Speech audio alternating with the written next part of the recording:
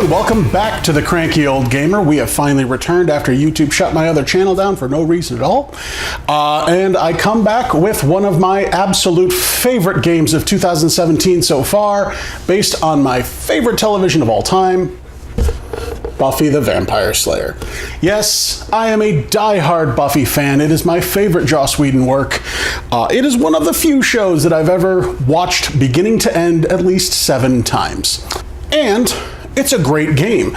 This is one of those games that when I brought it to the table, my group was like, all right, cool, I like Buffy, we'll play this. We played it like 7 times in one weekend.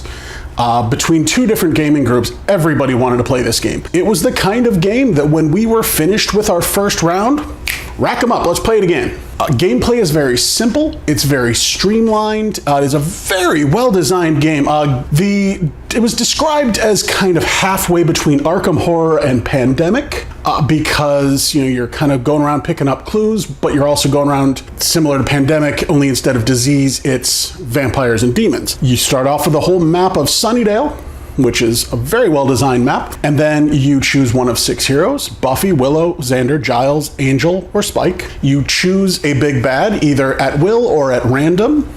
Has villains from all of the seasons except for season 2, because if you're going to have Angel as a hero, you can't be up against Angelus, and they kind of felt the dork trio was more relegated to a lesser monster than a big bad. But instead, you have the Master, you have the Mayor, my favorite villain. Oh, I love the Mayor so much. You have Glory, you have Adam, you have Caleb, and you have the First. So there's something for everything. One of the things that I love so much about this game is while the components are not necessarily top-notch, the crafting of like the detail of the cards and the rules and all that is made with so much love for this show. There is so much detail packed into this. It's not just a cheap cash-in of the license. It's not like they just said, here, we'll make some Buffy crap, whatever, people will buy it. No, this was clearly made by somebody who absolutely loves this show. Gameplay is pretty simple. Like I said, you choose a hero and a big bad. From there, you have a deck of cards from Monsters of the Week, which I thought was kind of fun because that's generally how the series plays out. You've got your Monsters of the Week, and they kind of lead up to the big bad. So you have to play through 3 Monsters of the Week, and each one will drop a clue, which will eventually unveil the big bad. Clues turn into game rules, which are the big bad's influence on the world, and you have to pick them off one by one to win the game. Same with Monsters of the Week, which are based on various monsters that Buffy and the gang have fought throughout the show, and they have their own game rules as well. Now, this is where I think a lot of the fun comes into the game. Some are very simple. Some of their game rule is just, oh, all vampires move towards this location, or townies are hypnotized and come this way, or there's one gnarl demon. Remember where Willow was trapped in the cave and paralyzed and it was eating her skin? I know that sounds horrible if you haven't seen the show, but if you draw that one, any player that shares a space with the gnarl demon cannot leave that space. Okay, cool. But then there's the fun ones. Our personal favorites were 2 of the most famous Monsters of the Week. The Gentleman. Hush is one of the most famous episodes of Buffy. It is an episode where after the first 10 minutes, there is no dialogue whatsoever because the monsters, the gentlemen, take people's voices. No one in the whole town of Sunnydale can speak. So while they're in play, players are not allowed to speak. If you do, you actually take a wound every time you speak. You have to completely gesture and kind of point and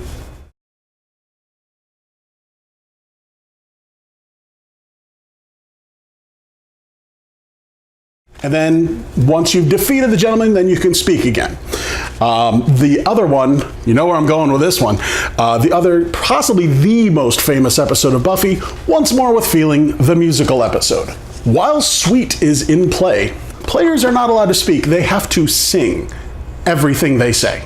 If you don't sing, if you just say it, you take a wound. And I think that's fantastic. You can't just be like, okay, I'm going to use my action to kill the demon. No.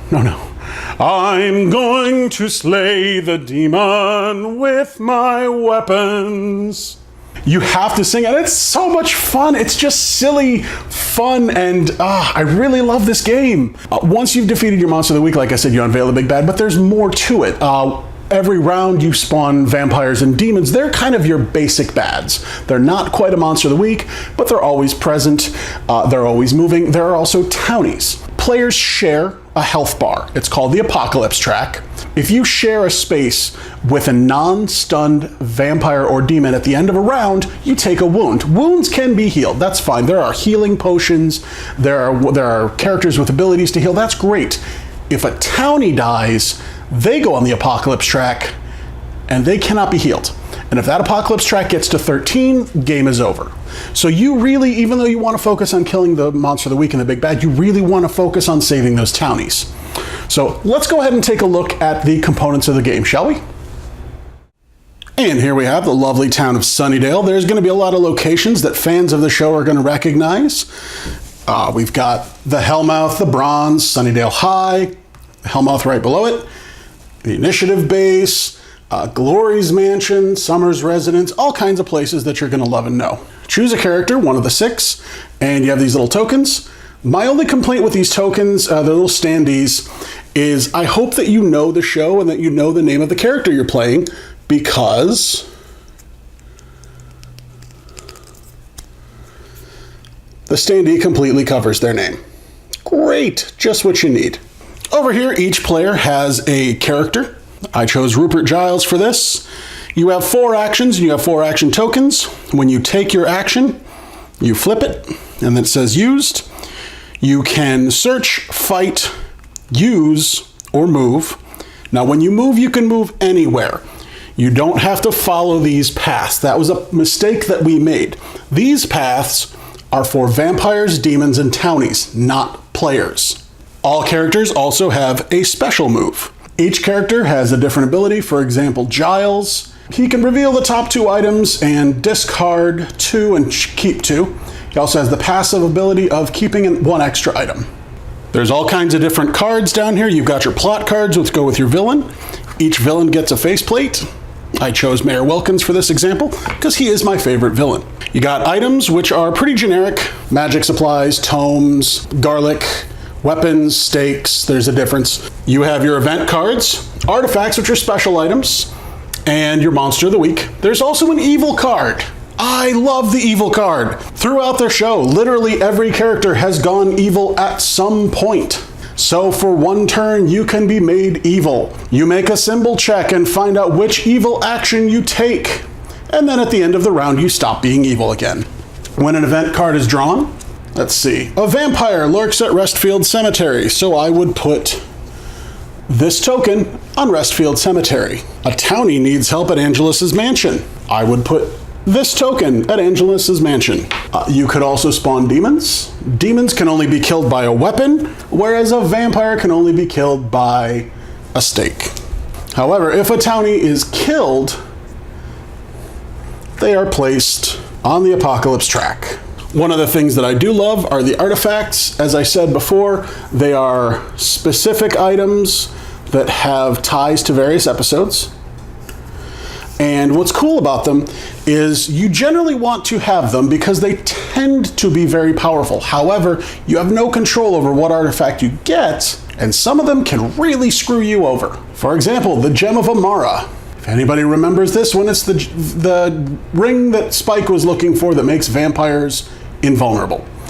Vampires cannot be killed by any means while this card is in play. Discard this artifact at the end of the round. So there you have it.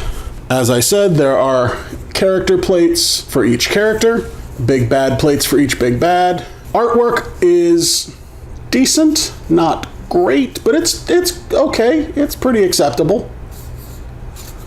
Decent quality, but made with a whole lot of love. There is so much detail in this that it's very, as a fan of the show, I really appreciate it. I will say, one of the things I did not like in this game is at certain points in the gameplay, there will be checks. These are things that in any other game you would roll a die for, but apparently they did not want dice. So what you have, you draw an event card, and at the bottom of each event card is one of 3 symbols. Usually you need 2 out of the 3. So you need an Ankh and a pyramid to pass, and if you roll a pentacle, you fail. That kind of thing. Whatever, they'll pick two. I really don't like that mechanic at all. So I went down to my friendly local game store, and I got a blank die and a Sharpie, and I made my own. I highly recommend you do this as well. Just be careful, Sharpie does smudge. All right, as I said, fairly simple game. Not a whole lot of a lot of decks of cards, but that's about it. They're all very self-explanatory. Again, I highly recommend you make that die, please.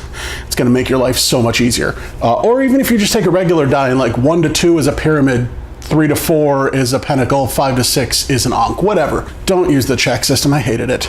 If I have one complaint about this game, it is the difficulty scaling. This game plays best at 4. At 6, I don't think it's possible to win. You would have to be like a pandemic expert. The reason is that every time a character uses their special ability, they draw cards that spawn demons, townies, and vampires. With 6 people, they spawn way too fast for everybody to keep track of. We got swamped. The one time I tried playing a 6-person game, we didn't even finish the 3rd monster of the week. We didn't even get to the big bad because we just got swarmed with vampires and demons, and they just kept killing townies, and we couldn't keep up. It was not possible for us to kill that many vampires and demons. Some of it's going to be luck of the draw. Some of the event cards just say all's quiet. Some of them just say a townie needs help. But if you get 2 vampires, 2 demons, whatever, it's too much. They spawn way too fast at 6 people. One of the things that I love, and I'm actually going to do a video to hype this game, you can solo. It's just like Pandemic. You would take multiple rolls. You can totally solo this game. In fact, I've done it many times. It's a lot of fun. It's a very fun game. But yeah, I really think that's my only complaint. And perhaps the best aspect of the game is not necessarily that it's so fun or that it's so well made or that there's so much attention to detail. I think the very best factor of this game is that for as many references as it has, as many characters and little nuances and nods to the fans, it never mentions Riley. Riley is the worst fucking character in Buffy. I hate Riley. I really wish they would have killed him off in a horrible, degrading way. Riley is awful, and the game just pretends he doesn't exist. We got the initiative. No Riley. Unless he's in a card that I missed. Maybe I haven't gone through all of the cards, but a Buffy game without Riley is an okay Buffy game to me. All right, guys, thank y'all for watching. I highly recommend you check this game out. Like, it's not one of the big profile games. It's not your Gloomhaven. It's not your Kingdom Death Monster. It's not Rising Sun, but it's just a really fun game. It's a wonderful addition to your collection. It's going to be, I've seen it for $30 tops, and it's just fun. It's just a really fun game. I highly recommend it. Thank you all for watching. Don't forget to check out my website, thecrankyoldgamer.com, and check out my Instagram. Follow me, thecrankyoldgamer. I put all kinds of gaming pictures there. We have a lot of fun. I also, food that I make, pictures of my cat, whatever. All right, thank you guys for watching. I hope you guys have a great night. We'll see you later. They got the mustard. They got the mustard.